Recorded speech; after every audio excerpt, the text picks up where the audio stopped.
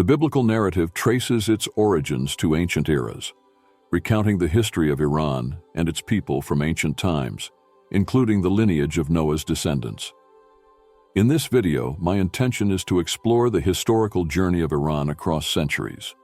Many individuals possess a curiosity about the Iranian people and their nation, which was once known as ancient Persia, also referred to as the Kingdom of Elam, and later as Persia due to the Persian peoples who have inhabited and continue to inhabit the region. Therefore, in this video, you will uncover the origins, history, and much more about the ancient Kingdom of Persia, which corresponds to modern-day Iran. Additionally, we will delve into the forgotten history of Iran as depicted in the Bible, particularly the Prince of Persia's role in relation to Israel. Iran, also known as Persia, is officially recognized as the Islamic Republic of Iran, situated in Western Asia. Its borders encompass Iraq to the west, Turkey to the northwest, Azerbaijan, Armenia, and the Caspian Sea to the north, and Turkmenistan to the northeast. To the east, it shares borders with Afghanistan, and to the southeast with Pakistan. Its southern boundaries consist of the Gulf of Oman and the Persian Gulf. With a population of approximately 90 million people and a territorial area of roughly 1.648 million square kilometers, Iran ranks as the 17th largest country in the world in terms of both size and population. The country is divided into 5 regions and comprises 31 provinces. Its capital and most populous city is Tehran, with around 16 million inhabitants in its metropolitan area. Other significant urban centers include Mashhad, Isfahan, Karaj, and Shiraz. Iran holds distinction as one of the oldest civilizations globally, with its roots dating back to the era of the Elamites in the 4th millennium BC. The Elamites were the initial settlers and occupants of the territory that corresponds to present-day Iran. According to the Bible, as well as ancient Semitic and Jewish traditions, Elam was one of the sons of Shem, giving rise to the prominent population of elite tribes, who were all descendants of Elam, the son of Shem. Consequently, the initial population that settled and occupied the region in southern Iran, which corresponds to the present-day southern part of the country, was indeed of Semitic descent. Additionally, alongside the ancient Elamites who inhabited the area, various tribes of Indo-Aryan origin gradually emerged in the region. Over time, these tribes assimilated the Elamites. Among these tribes were the Mez, Persians, Parthians, and others of Indo-Aryan ancestry. These people spoke languages belonging to the Indo-European family, such as Old Persian and Parthian, as well as other languages within the same linguistic family, known as the Getic linguistic family. According to ancient Semitic traditions, these different Aryan tribes were believed to be descendants of Japheth and belonged to the Japhetic lineage. For example, the Mess traced their ancestry back to Mahdi, the son of Japheth. In other words, both the Mess and Persians had their origins within the lineage of Japheth, although they had intermingled to some extent with the ancient Elamites who were Semitic. Iran was first unified by the Mez in the 7th century BC, and it reached its territorial peak in the 6th century BC, when Cyrus the Great established the Achaemenid Empire, one of the largest empires in antiquity. The empire was later conquered by Alexander the Great in the 4th century BC, and subsequently divided into several Hellenistic states. An Iranian rebellion led to the establishment of the Parthian Empire in the 3rd century BC, which was succeeded in the 3rd century CE by the Sasanian Empire. Muslim Arabs conquered the region in the 7th century CE, leading to its Islamization. Iran became a significant center of Islamic culture and learning, and its language, culture, and customs spread throughout the Muslim world.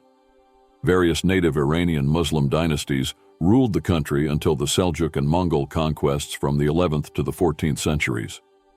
In the 16th century, the Safavids re-established an Iranian state with Shia Islam as the official religion, marking the beginning of modern Iranian history. Regarding the etymology and significance of the term Iran, which means the land of the Aryans, It has its roots in Middle Persian as Iran. This designation was initially found in an inscription dating from the 3rd century, accompanied by the Parthian inscription. The use of Aryan to refer to the Iranians is observed in both Middle Persian as Aran and in Parthian, both originating from the Proto-Iranian language *Arad Dash, which signifies Aran, meaning of the Iranians. This term is acknowledged as a derivative of the Proto-Indo-European language, specifically associated with Iranian mythology. It signifies someone who possesses skillful mounting abilities. In ancient times, the region now known as Iran was initially referred to as Elam, and later gained the renowned name Persia through Greek writings and historians.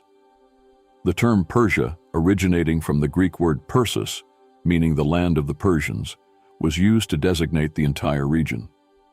Persia specifically refers to the province of Fars in southwestern Iran, also known as Fars. The Persian word Fars is derived from the earlier form Pars, which traces back to parrot in ancient Persian. The significance of the province led the Greeks to adopt the term Persia, extending it to the entire country around 550 BCE.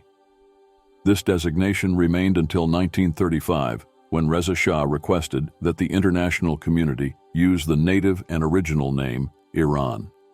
Although Iranians had been using the name Iran since at least 1 BCE, this change aimed to align the country's name with its people in the eyes of the Western world. Presently, both Iran and Persia are used in cultural contexts, while Iran is the officially adopted term in state contexts.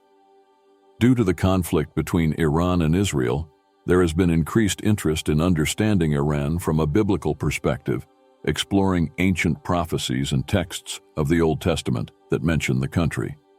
It's important to note that the book of Daniel mentions the prince of the kingdom of Persia in its scriptures. However, this prince is not merely a human ruler of Persian origin, but rather a spiritual entity, often referred to as a fallen angel, present in the region of Iran. This malevolent being demonstrated its opposition to both Daniel and the angel Gabriel, obstructing the transmission of prophetic revelations that Daniel sought through his fasting and prayer. This maleficent entity incited a spiritual conflict against Gabriel, preventing him from delivering the desired prophetic information during Daniel's period of fasting and prayer. It was only when Archangel Michael intervened to aid Gabriel that this entity was finally restrained. Numerous discussions are arising regarding Gog and Magog and how the ongoing conflict between Persia, Iran, and Israel can be interpreted as a precursor to this event. For those unfamiliar, Gog and Magog are characters from an ancient war described in ancient texts, which is predicted to take place in the future, involving various nations and descendants of Noah's sons, symbolizing the present nations of the world. In the context of this war, Iran, or ancient Persia, is mentioned in the book of Ezekiel 38. Despite the current conflict between Iran and Israel, it is worth noting that in antiquity in the Bible, their relationship was not always confrontational. In fact, Persia played a significant role in the history of Israel, with figures like Cyrus being portrayed as instruments of divine assistance for the people of God, as recorded in the books of Isaiah, Esther, and Nehemiah. Cyrus, also known as Cyrus the Great, was the founder of the Persian Empire and is mentioned in several Old Testament books, particularly Ezra and Isaiah. In Ezra, Cyrus is praised for allowing the Jews to return to Jerusalem after the Babylonian exile. The first chapter of Ezra recounts how Cyrus issued a decree permitting the Jews to return and rebuild the Temple of Jerusalem, which had been destroyed by the Babylonians. Cyrus is depicted as an instrument in God's hands to fulfill his plan. In Isaiah, Cyrus is mentioned prophetically.